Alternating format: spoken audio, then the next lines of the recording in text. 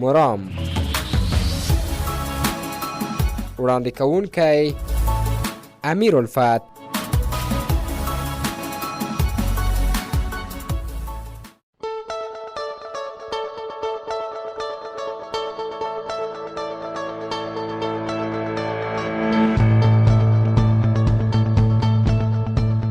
سلام، جوړ په خیر درنه اوریدونکو. په دې هیله چې تاسو ټول جوړ روغ وئ. د مرام خپرونې ته ښه راغلاست درته وایم. د ځوانانو د لړۍ په دوام په نننۍ خپرونه کې راسره هم ځوان لیکوال، ژورنالیست او فعال د ځوانانو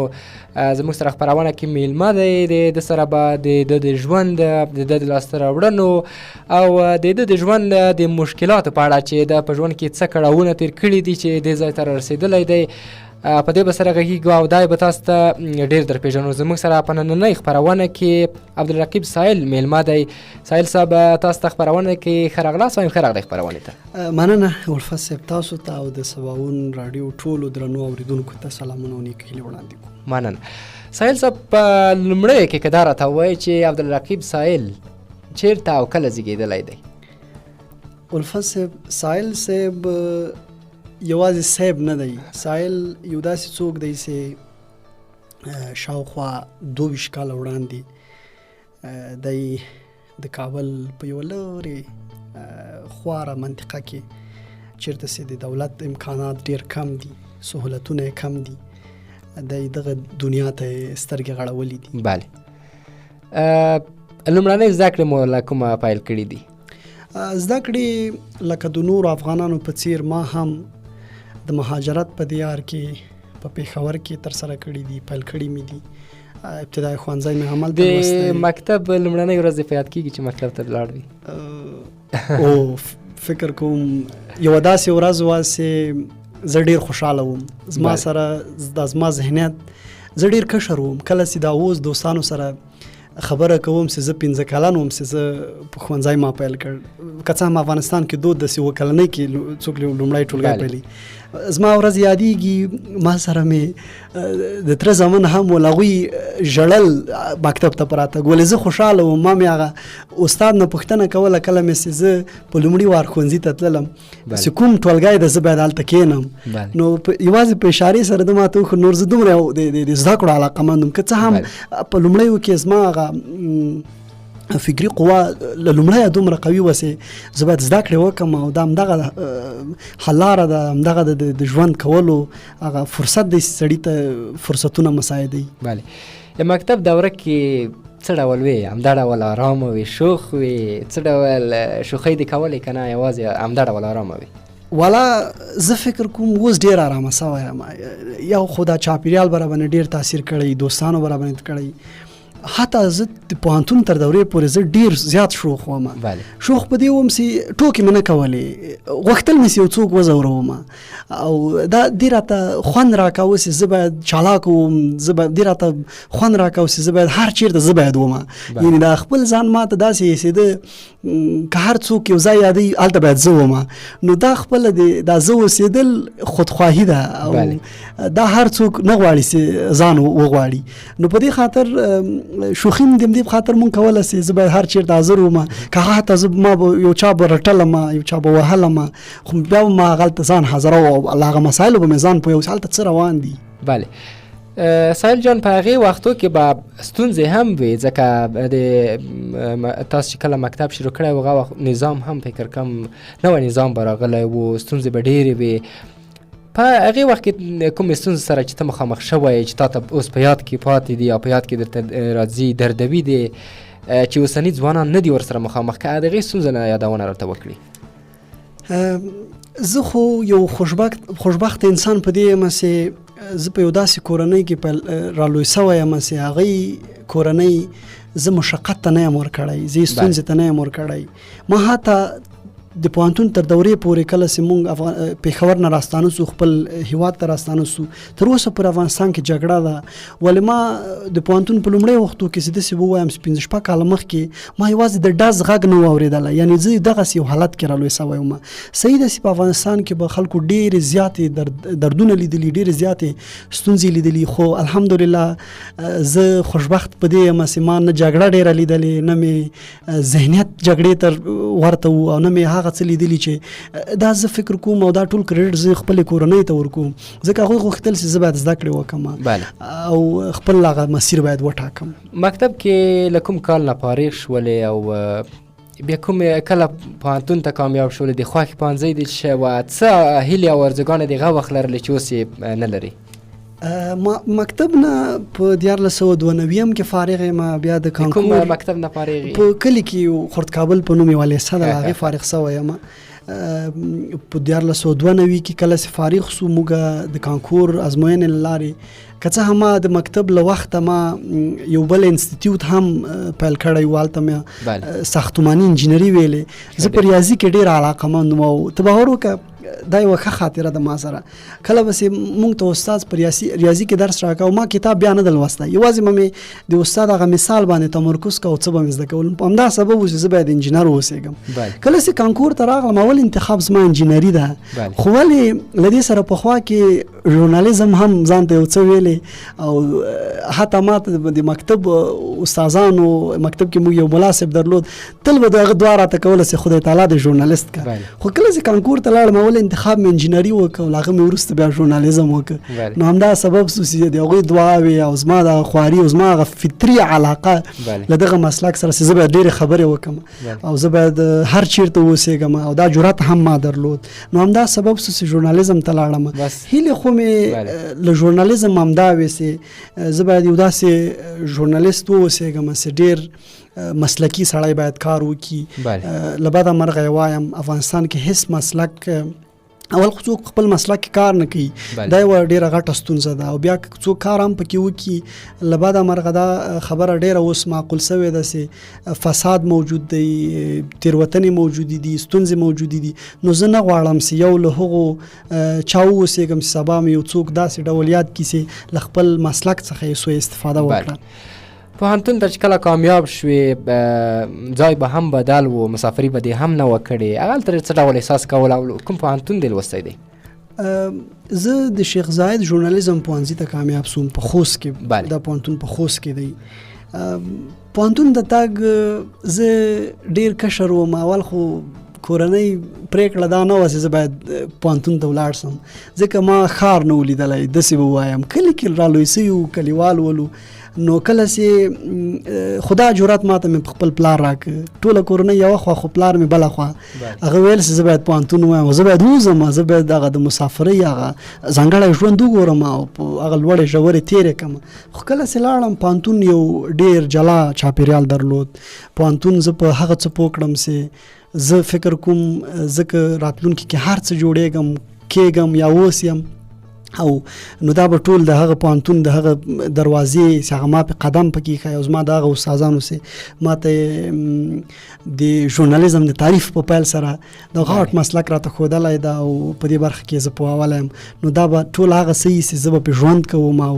انشاءالله امید لرم چې او ژمنه به مې خپل ځان وطن او خلکو سره دا وي چې له دغه مسلک باید ناوړه استفاده ونیسي او په امانت ډول باندې باید پکې کار وسي. بله د پوهنتون دورې ته چې کله لاړې محیط هم بدل و هغلته دی که د لاسته راوړنو په تړاو راته وغږېږي د لیک لوست سره هم مینه لرې په دې برخه کې دی هم کار کړی دی لیکنې دې کړي دي کله چې پوهنتون ته لاړلې هغلته د لیک لوست سره علاقه پیدا شوله که مخکې له پوهنتون نه د لیک لوست سره علاقه وه؟ لیکلو سره زما بله پخوا علاقه وه ما له نهم ټولګي لیکل کول په نهم ټولګي کې مې یوه داسې دعا لیکلې وه چې ډېرو تشویق کړم له هغې مې وروسته بیا یوه داسې مقاله لیکلې وه چې حتی زه ډېر په ښوونځي کې وپېژندل سوم. نو لیکلو سره مې له ډېر پخوانه علاقه وه. خو پوهنتون د دې سبب سو یو خو زموږ مسلک ژورنالیزم د لیکلو دی، باید خبریالي خپله لیکل دي سي، لیکل باید وکړي، خپل فکر د خلکو اذهان راټول کړي، ټولنه باید یو ښه لوري ته سوق سي، منفي ذهنیتونه باید له منځه لاړ سي. نو د دې لپاره ته باید لیکل وکړي. نو همدا سبب سو چې خواري مو ډېره په دې کوله چې لیکل وکړو. پوهنتون وخت کې ما ښې لاسته راوړنې درلودې او ځکه هم ښې خاطرې را سره د پوهنتون له وخته دي. زه 3 وارې په پوهنتون کې د ممتاز محصل په توګه وپېژندل سوم. هغه ستاینلیک راته د پوهنتون لخوا، عمومي پوهنتون لخوا راکړل سوی دی د ممتاز محصل په توګه. دغه راز ما د پوهنتون په دوره کې ښه لاسته راوړنه مې دا ده چې له دې سره سره چې زه د پوهنتون یو ښه ممتاز محصل وم، ما 2 کتابه چاپ سول. یو د ویښې څېرو په نوم باندې و، د ادبي تذکره کتاب دی، بل ژورنالیستیک بحثونه چې دا ډېر مسلکي کتاب دی. غواړم د دې مسلکي په اړه یو خبره دا اضافه کړم. کوم وخت کې چې 5-6 کاله مخکې مونږ ژورنالیزم باندې زده کړې کولې، ډېره هڅه ما کوله، په نورو ژبو نه پوهېدو، نه مو په انګلیسي کې لاس باری و، نه مو په دري دومره ډېر حاکمیت درلود، خو هڅه مو کوله چې په پښتو کې شیان را پیدا کړو. له بعده مرغه هغه وخت کې په پښتو ژبه ډېر زیات شیان کم و، تیوري نه وه، ژورنالیزم نه و، یوازې څو ژباړې وې را ژباړل سوي کتابونه و، په هغې باندې به ډېر تمرکز کېده. خو ما غوښتل زه داسې یو اساسي کار وکړم چې له ما وروسته خلک باید ونه ځورېږي. همدا سبب سو چې ما مسلکي بحثونو کتاب، ژورنالیستیک بحثونو کتاب پیل که او ډیر هغه بحثونه ما کې راټول کړل چې ما حتی 2-3 کالو کې مطالعه کړي او په هغه اړه مې مختلف شیان لوستي، خو ما یو سلو څو ورقو ته دا دومره زیات مسایل راټول کړل. نو د دې په خاطر چې وروستیو محصلینو سره او دغه برخې لارویانو سره مرسته وسي. بله، تاسو د پوهنتون په دوره کې بغیر د پوهنتون د درسونو دغې سره په څنګ کې نوره مو څومره مطالعه لرله او دغه کتاب لیکل ستاسو له نظره دا هنر دی، دا په مطالعه پورې اړه لري؟ یعنې که یو څوک راځي په دې برخه کې غواړي چې لیکل وکړي، علاقه لري، لومړی باید څه کار ترسره کړي چې هغه یو کتاب ولیکي یا یوه لیکنه وکړي یا په ټوله کې یو ښه لیکوال شي؟ هغه پوهنتون کې د پوهنتون له درسونو ترڅنګ ما مطالعه کوله، خصوصا ما ځینې فلسفي مسایل، ځینې ټولنپوهنې مسایل، اروايي مسایل خو تر اوسه پورې زه فکر کوم او دا باید ټولو ته یو پند سي، که څوک هم په ژوند کې په څه باندې نه پوهېږي نو دوی باید راسي او کتاب راواخلي او کتاب باید پیل کړي، ځکه کتاب یو داسې یو څوک دی چې تا مفته پوهوي، تا ته وړیا درس درکوي، تا نه په عذابوي، یوازې وخت درنه اخلي او دا وخت ته باور وکړه دومره ګټور دی چې تا ته هر شی درښیي. نو همدغه سبب سو چې ما مطالعه کوله او دې ته هڅېدلم چې زه باید د خپل فکر، د خپله مطالعه په کوم ډول خلکو سره شریکه کړم. د پخوانی فرعون یو پخوانی طبیب و، سنوحه په نوم باندې یو غټ کتاب هم چاپ شوی په دې نوم باندې. هغه ویل کله چې تاسو سره په دې ذهن کې معلوماتي، مطالعه، ذهنیت مو یو فکر در سره دا که همداسې پاتې سي، تاسو له چا سره شریک نه کړئ، یو چا سره پرې بحث نه کوي، ویې نه لیکي، یو چا ته ونه رسېږي، نو دا د خوري د تیزاب په څېر باندې د خوري تیزاب ډېر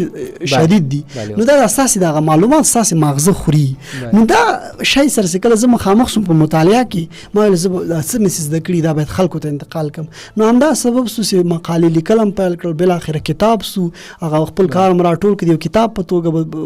وسو. نو دا تاسو د هنر یادونه وکړه، نو همدغه هنر د زده کیږي او دا هنر له کتاب زده کیږي، له مطالعې زده کیږي. یعنی هر څوک کولی شي ستاسو په نظر چې کتاب ولیکي یا یو نوی شی ولیکي؟ یو خاصه اړتیا ده. زه نه یوازې په ژورنالیزم کې بلکې زمونږ په پښتو ژبه، په دري ژبه باندې د انجینرۍ په برخه کې یو څوک باید علاقمند سي، راسي ژباړې وکړي، لیکل وکړي، تر څو هر څوک خو دا هنر نسي پیدا کولی. غواړي ولې هر څوک باید هڅه وکړي ځکه د نننی دور دغسې دی چې ته باید سره له دې چې موږ تاسو ګړنۍ ژبه ورته وایو پښتو کې خبرې اترې کوو ډېرې ښې خبرې کوو ولې یو څوک درته وایي چې ته ماته یوه رساله ولیکه یو مقاله ولیکه یو پرزنټیشن راکړه یو څه راته راکړه نو سړی حق پکس یو نو دې په خاطر دا هنر باید خصوصا هغه اکاډمیک او علمي خلک چې غواړي ډېر په ټولنه کې او د ټولنې لپاره یو درد او احساس لري نو ښه لاره دا ده چې خپل فکر د لیکنې لارې انتقال دغه ستونزه ستاسو په نظر د دوی د نه مطالعې له وجې به دوی ته دغه ستونزه رامنځته کېږي او تاسو څه فکر کوئ چې یو څوک غواړي چې لیکوال شي دوی باید په ورځ کې څومره مطالعه ولري یعنې که په ورځ کې نه وي په څومره وخت کې باید دوی مطالعه ولري د ورځنیو حالاتو نه باید څه ډول ځان خبر کړي تر څو یو لیکوال شي ستاسو مشوره دوی ته څه ده زما مشوره به دا وي لکه څنګه مې چې مخکې مشوره ورکړل لومړی خو مطالعه به وي دویم له هر شي وړاندې مهمه مسله دا ده چې علاقهمندي ده مینه ده ما وویل چې ما له نه هم ټولګي لیکلو سره مینه وه ځکه نن یو انجینر وای یو ډاکټر بل څوک وای نو ما به لیکل کولی ځکه دا فطرت کې زما لیکلو نو زه وایم یو به مطالعه یو څوک کوي چې لیکلو ته به مجبوریږي او هڅیږي به ورته بل د دې ډېره سخته علاقه موجود باید واوسیږي او بل دا فکر دی باید ځان سره وکړي چې کوم شی چې زه زده کوم دا خو یوازې زما لپاره دي نو زما خو نور ته باید خیر ورسي او د دې خیر رسولو لپاره ښه لاره زه فکر کوم چې لیکل دي که څوک وغواړي سایل صاحب تر اوسه مو څومره لیکنې کړي دي او کتابونه مې چې چاپ شوي دي البته د دو شمېر خو مو 2 کتابونه فکر کوم چاپ شوي دي نور د څومره کتابو البته په جریان کې دي چې په نږدې وخت کې به چاپېږي او د څومره کتابو خپله ته فکر لري چې ته باید چاپ کړي زه به پلان ډول دومره ووایم چې 2 کتابه چاپ سوي دي په لسګونو مقالې مې لیکلي دي او یوه ټولګه د لاندو کیسو چمتو سوې ده یو تقریبا یوه ډېره مهمه مسله ده چې مونږ یو تحقیقي گزارش پرې لرو هغه به ممکن یو ریل ناول په څیر باندې چاپ سي ډېر حقیقي دی ډېر د مونږ له ټولنې سره تړلی دی او بل مهم مسله دا ده چې ما یو نږدې وخت کې به یو ډېر ښه تحقیق سي د رسنۍ پوهنې په نوم ډېر مهم او مسلکي بحثونه په دې کتاب کې رانغاړل شوي د رسنۍ په برخه کې ډېری داسې کتابونه نشته دي بس ژورنالستان به هم دې ته ډېر په تمه وي سایل صاحب د لیکنو تر څنګ د شعر په برخه کې څه ډول یې ادبیات سره مو علاقه څه ډول د شعر مو لیکلی دی خوښیږي مو علاقه لرئ چې په آینده کې ولیکئ ادبیاتو سره مې ډېره زیاته علاقه وه او دا له همدې امله زه لنډې کیسې لیکم ادبي ټوټې لیکم شارټ مهم پیغامونه کله کله ادبي جوړوم لیکم خو شعر سره زما علاقه وه متاسفانه په دې وروستیو کې څو شیان د دې سبب شول چې یو خو زه ژورنالیزم ته راغلم او حقایقو سره مې ډېر کار سو شعر یوه داسې نړۍ ده چې ته باید خیالاتو ته لاړ سي الهاماتو ته لاړ سي لږ باید ځان منځوی کړې لږ باید ځان یو خوا او بله خوا کړې لږ ځان باید خپله میان کړې لږ باید ځوان په ستونزو کې ځان احساس کړې نو دغه شیان د دې سبب کېږي چې یو څوک شاعري سره علاقه پیدا کوي نو زما ښه شعرونه د چا وګورم هم یې اورم له نورو او هم خپله یې وایم خو تر اوسه پورې مې د شعر لیکلو هڅه نه ده کړې او انشاءالله نه غواړم چې شعر ولیکم د دې ټولو سره له ورزش سره مو مینه څه ډول ده ورزش مو خوښیږي او د خوښې لوبه مو کومه یوه ده ورزش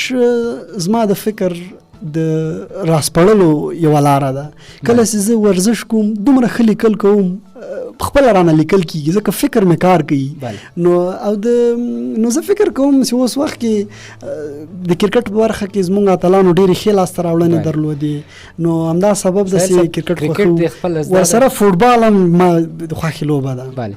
په دې دواړو کې کومه یوه کې ډېره وړتیا لري نو په کرکټ ډېر پیږم ځکه مهاجرت وخت کې م کاوه او فوټبال باندې پیږم نه خو علاقه مې ده بیټسمین یې که والله زه آلراونډر یم افغانستان کې ټول آلراونډر دي والله خو داسې ده مونږ د واک وږي یو د افغانان د واک وږي دي غواړي هر شی وکړي مونږ بسې واړه ولو یو خو دا کرکټ غواړم یوه قصه وکړم کرکټ کې هر څوک چې کله لوبه کوي غواړي چې هم کیپر واوسي هم بال وکړي او هم ښه بیټینګ وکړي هم لومړی راوځي نو همدغه شیان چې به مونږ له وړکي سړیتوب رالوی سو بالاخره لاونډران سو. بله همدغه دی چې زموږ په ډېرو برخو کې موږ ستونزو لرو. همدغه وجه ده چې نه یوازې د ورزش په برخه کې موږ په ټول ژوند کې همدا ډول یو، که د طبابت برخه ده که د انجینري برخه ده، یعنې موږ مشخصا په یوه برخه کې کار نه کوو چې د ټولنې لپاره مثبت ثابت شو. بله ساحل صاحب د دو ټولو وراخه شخصي ژوند کې به دې هم یوه پوښتنه وکړو، واده مو کړی دی؟ نه تر اوسه مې واده نه. نو ولې دې واده نه دی کړی؟ که نه نور خو د خیره هدفو ته دې هم رسېدلی؟ والا دا یوه داسې پوښتنه ده چې ډېر ملګري وایي چې تر اوسه ولې میرډ لایف یا واده سوی ژوند دا ډېر له هغه ژوند سره سړی مجردي فرق لري. که څه هم هغه مذهبي اړخ نه مهم سنت دی دا باید پر ځای سي، خو ځینې مسؤلیتونه په میرډ لایف کې سړي ته متوجه کېږي چې بیا نسي کولی خپلو هدف ته ورسېږي. زموږ هدف لا تر اوسه نه ده اچیو سوی، نو تمه ده چې په راتلونکي سهیل صاحب د هدف نه د یادونه وکړله او په ژوند کې مو غټ هدف څه شی دی چې لاسته یې راوړي؟ زما هدف دا دی چې زه باید یو داسې څوک واوسېږم چې ډیر کار وکم، دومره کار وکم چې یاد نسم. زما نه خوښیږي چې خلک مې یاد کړي، خو ولې دومره زیات کار وکم چې هغه مې که په لیکلو برخه کې، هغه مې که په د ژورنالیزم برخه کې، نو زما به ارمان دا وي چې یو داسې څوک واوسېږم چې کار مې ډېر کړی. نو دا هدف نه لرم چې زه د ولسمشر سم، زه د وزیر سم، دا هدفونه نه لرم، دا مادي هدفونه نه لرم. فقط هدف مې دا دی چې زه ډیر کار باید وکم او دا باید زه خپل ضمیر ته ووایم چې ما ډیر کار وکړم. بله تاسو چې کوم هدف یادونه دې وکړله تر دې دمه څومره هغې هدف ته رسېدلی په دې برخه کې؟ والا څه ناڅه رسېدلی یم، ځکه ما ټوټل 22 کاله عمر به وي. په 22 کالو کې ما 2 کتابه په چاپ سوي، درېیم به مې غټه لاسته راوړنه ده په دې. نو دا زما لپاره غټه ده، خلکو ته غټه نه وي، خو زما هغه د خودخواهۍ په لومړیو کې ویلې زه خودخواه یم. او ارواپوهان وایي چې کله کله باید انسانان خودخواه سي، ځکه موږ چې خودخواه نه سو خپل ځان رانه هېرېږي او خپل ځان ته پام نه کوو. بله سهیل صاحب په افغاني ټولنه کې ستاسو غوندې د ځوانانو په شمول چې اهداف لري، داسې ځوانان هم شته چې هدفونه نه لري او همداسې ژوند کوي، بې هدفه ژوند کوي. او د هغې لپاره تاسو څه پیغام لرئ؟ ولې دوی باید هدف ونه ټاکي په ژوند کې؟ د دې علت څه دی؟ هغوی چې زما دغه نننۍ خبرې اوري او هدف نه لري د ژوند کولو، بابیز ژوند تېروي، ویده سه او ویښ سه او امکانات ورسره وي، زه به یوه خبره دا ورته وکړم، دوی د همدغه اوس چې دا زما خبرې اوري د 20 سکنډه د 20 ثانیو لپاره دوی ځان سره د فکر وکړي چې د څه لپاره پیدا یم، چیرته ځم او څه باید وسي. د دې درې پوښتنو لپاره د ځان ته ځواب ووایي، نو زه فکر کوم چې په 21مه ثانیه کې به دی ډېر زر ځان ته خپل هدف وټاکي. بله سهیل صاحب ځینې کسان دي وایي هدف مې ټاکلی دی، دغه مې هدف دی، مثلا زه غواړم چې دکترا ماستري وکړم، دکترا وکړم، د هغې سره په داسې یوه موقف کې واوسېږم، خو کار نه ورته کوي. په دې برخه کې ستونزه په څه کې ده؟ ولې دوی خپل هدف ته رسېدای نشي؟ دغه ستونزه په څه کې ده؟ ستونزه دا ده چې د دغسې خلکو چې هدف ته نسي رسېدلی یو قاطع تصمیم نه لري. بله د کار کولو بېله مسله ده، ځکه یو خو داسې قاطع تصمیم ونه لري نو کار به د څه لپاره ورته وکړي. بل داسې هدف ته نسي رسېدلی مهمه مسله دا ده چې د ده ذهن پاشلی ده، دی اصلا هدف لري نه. ځکه یو څوک چې هدف لري له هدف سره هممهاله د ده فعالیت او هممهاله د ده کوشش باید پیل سي. دی ځکه هدف نه لري چې دی ورته کار نه کوي، دی هغه علاقمندي هغه خپل هدف او خپل هیلې ته نه ښیي. بل د ده په مخ کې ځینې منفي ذهنیتونه چې موږ ورته وایو، ځینې منفي شیان چې موږ ورته وایو، هغه دا دي چې دی فکر کوي چې زما په مخ کې یا زما په خوا او شا کې چې کوم خپلوان مې دي، خپل دوستان مې دي، خپل ملګري مې دي، هغوی له ما ډېر امکانات لري، ډېر ښه امکانات لري او ښه فرصتونه لري، نو زه به چېرته وکولی سم؟ یعنې خپله په خپل ځان کې ناهیله یي او دا ګناه ده، ناهیلي صحیح نه ده. دوی باید خپل هیلو ته پرانیستی نظر وکړي او دومره غټې هیلې دې وټاکي چې ولې وایي چې زه